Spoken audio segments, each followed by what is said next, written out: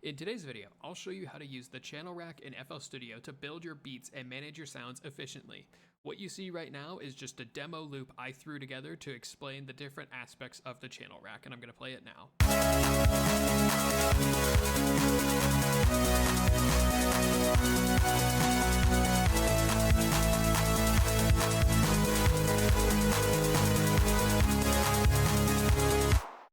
So as you can see, we're using a lot of different parts of the channel rack. We have 4 individual samples laid out in the channel rack, as well as a generic preset I made in Harmor. So just to really quickly break down what the channel rack is, we have a bunch of different aspects here. These little rectangles, the white and red rectangles, these are part of the step sequencer.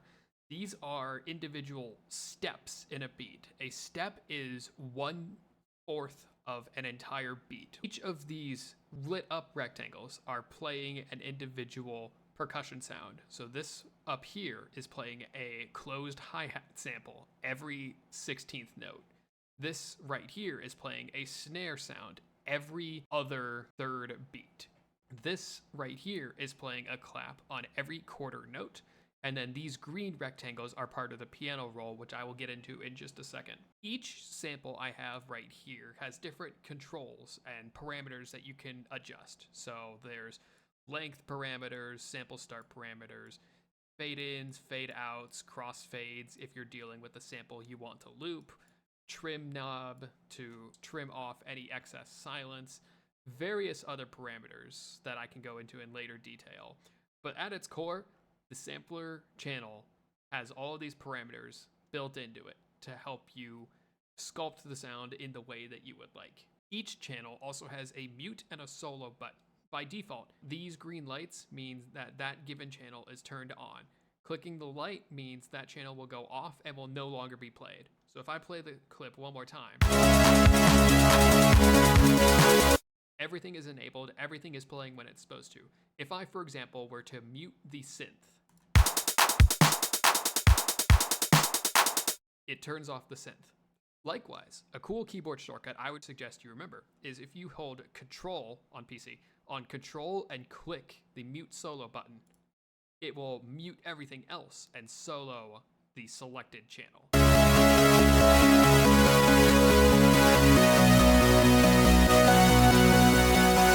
Notice how we don't hear any of the other percussion? This is because everything else is muted and the synth is soloed. Every channel also has its own volume and panning controls. This to the left, this knob to the left is the panning knob. I'm going to play the sample and pan the knob left and right to show you how it moves around.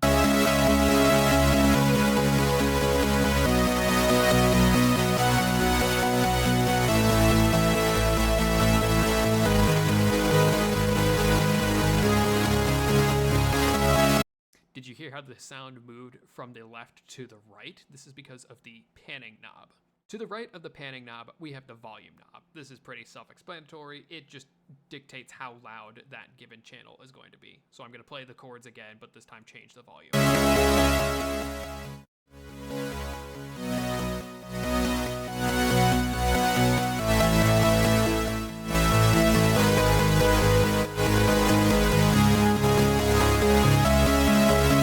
Pretty self-explanatory right there. If you're looking at the pattern right now that we have, this is a completed pattern, and you're able to swap back and forth between these different patterns by going up to this white window where it says pattern 2. And you can click and drag to scroll between the different windows, or you can use your scroll wheel to scroll between the different patterns. Now let's say we have a pattern, but we want to add something to it. There's a few different ways we can do that. We can use any of the samples that we've brought from the browser, and we can just click and drag on any of them and bring them into the channel rack like so. That's one way we can do it. The other option we have is this plus button right here. There's 2 ways you can use this plus button. If you just left click on the plus button, this is your entire list of plugins just in text format.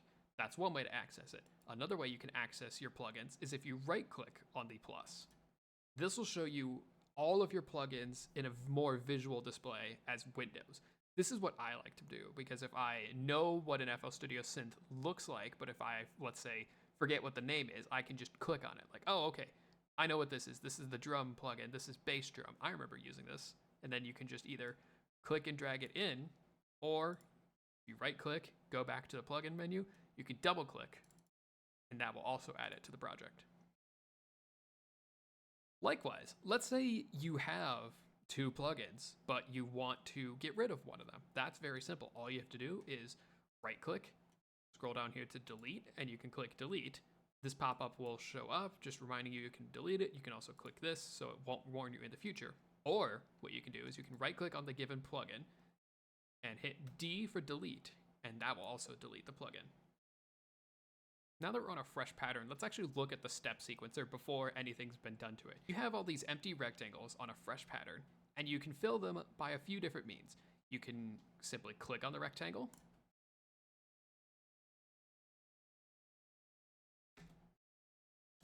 It would help if I unmuted the channel.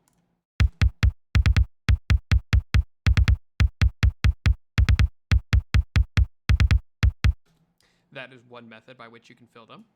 The other method that I like to use a lot is right-clicking. There is an option to fill. By default, you can fill every 2 steps, 4 steps, or 8 steps.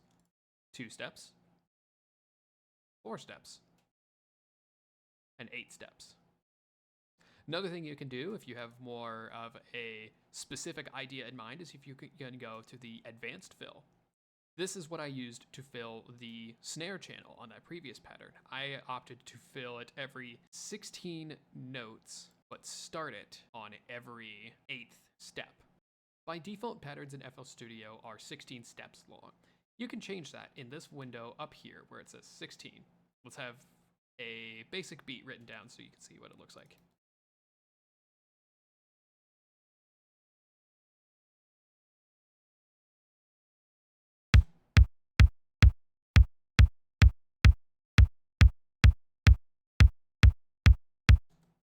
This window up here, it shows the length of your pattern in FL Studio. By default, they are 16 steps long, but you can drag that down or up to make them as long or as short as you wish. What you saw me do earlier was right-click to fill steps. I can do that again just to show you where that is. You right-click off to the right, it says fill each 2 steps, fill each 4 steps, or fill each 8 steps. And then there was the advanced fill beneath the fill each 8 steps. If we look at the chords from the first pattern, you saw that they were actually in the piano roll. If I click on the window with these green rectangles, this will take us to the piano roll. This is something I will cover in a later episode, but all you need to know is this is how you get access to it. This is one way how you get access to it, or you can right click and click piano roll on any given channel. You can do that on an empty channel as well. If you click on the cowbell channel and click piano roll, you have the empty piano roll, and you can draw in your notes as you see fit. So why would you use the piano roll versus the step sequencer? Again, I can delve more into this in a later video, but the idea that I like to go about is if you have a percussion channel that is very strict and regimented, like you know the clap is going to be on every 4 beats, and you know the hi-hat is going to be every 16th beat, you would just use the step sequencer to quickly fill out those notes. You would use the piano roll typically if you have more than 1 note playing at the same time, or if the rhythm of your percussion is somewhat irregular and syncopated. So the chords, they're using the piano roll because there are multiple notes playing at the same time. The kick is in the piano roll because it is very syncopated and not a specified rhythm. Now let's say we like this kick, but we want to split it up. We're going to take the kick. We can hit C in the right-click menu to clone it, and I will show you that again. We hit right-click. Down here, you would hit clone, or the keyboard shortcut when you've right-clicked it is you can hit C. And that gives us 2 clones because we've cloned this twice. Something I see a lot of people do in their beats is they've added swing to the beats. You may be asking yourself, how do I go about adding swing? That is very simple. Over here to the right, which dictated our pattern length, there is a knob on its left-hand side that dictates the swing. I'm going to unmute everything and change the swing and let you hear how this effect sounds. We're going to turn the swing up as I play.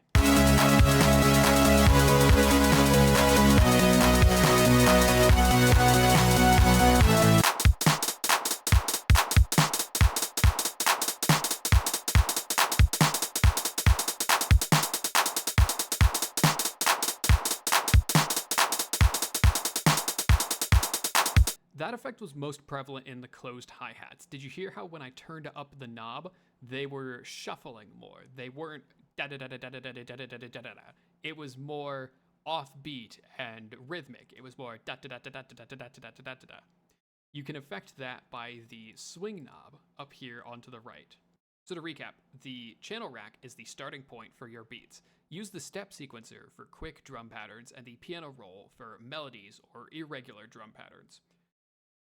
Experiment with what you've learned in this video today and try making your own beats. Use anything from the PAX sample, anything you've downloaded from your computer, any files at all. Go ahead and make your own beats and let me know in the comments what type of beats you made, what tips you learned, what helped you the most from this video. And if this helped you, drop a like and subscribe for more FL Studio tutorials, and I will see you guys in the next video.